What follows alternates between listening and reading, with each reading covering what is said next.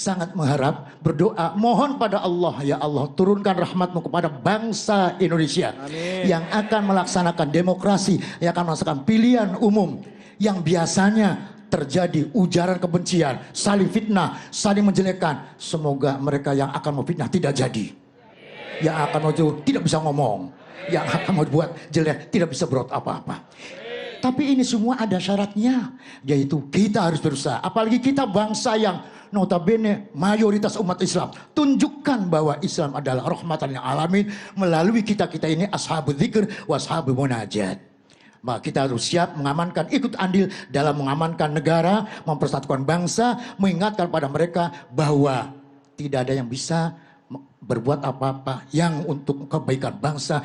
Di samping ikhtiar kita adalah ma'unah rahmat dari Allah subhanahu wa ta'ala.